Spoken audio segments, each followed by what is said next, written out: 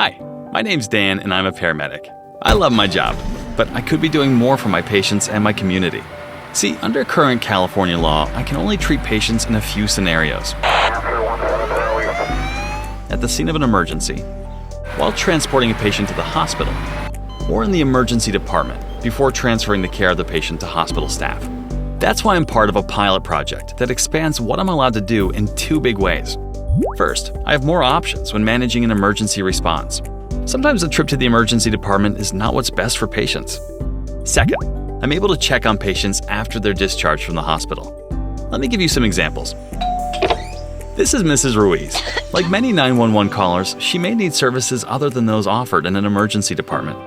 Now, I can take these patients to places like a primary care provider, a local psychiatric health facility, or a sobriety center. This is Mr. Jackson. He's called 911 several times over the last month, but he usually does not need emergency care. So Mr. Jackson's been added to a frequent 911 caller list. This information helps me work with other healthcare and social programs that could better meet his needs. I'm also better able to respect a patient's wish to be treated at home. Take Mrs. Jones, for example. She's receiving hospice care and is in a great deal of pain, so her daughter calls 911. If an emergency department visit is not what Mrs. Jones needs or wants, I can make her comfortable and give her pain medication until the hospice nurse arrives.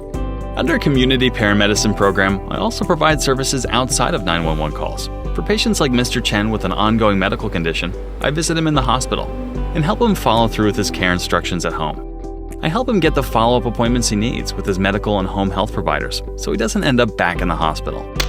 Paramedics are already highly trained to evaluate patients and manage life-threatening emergency situations.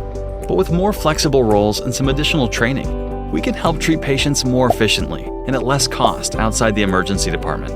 Most importantly, we can make sure the people in our communities are getting the care they need and the care they want.